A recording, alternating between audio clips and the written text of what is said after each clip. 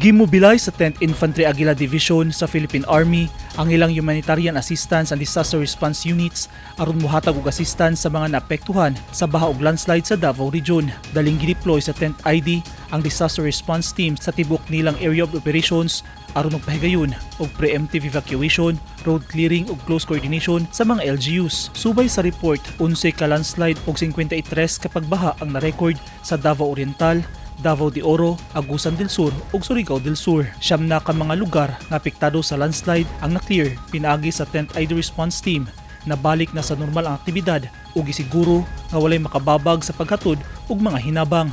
Duha na lang ka lugar ang nagpabilin nga partially passable samtang padayon ang gilusad nga clearing operations.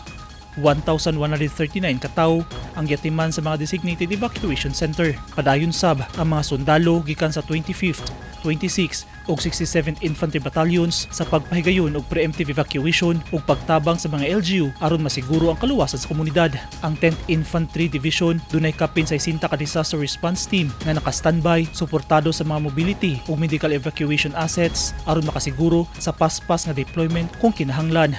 Gipasalig ni Major General Alvin Luzon, commander sa 10th ID, sa publiko nga tanang unit nagpabilin nga naka-heightened alert status. Ang tanang unit sa 10th ID nagpabilin sa padayon nga koordinasyon sa mga opisina sa provincial ug municipal disaster risk reduction and management aron masiguro ang husto nga pagmonitor ug dali nga paghatag og tabang. Sumala sa pag-asa ang nasinating ulan sa Visayas ug Mindanao, epekto sa Shearland ug Easterlies, samtang hanging amihan ang nakaapekto sa Luzon.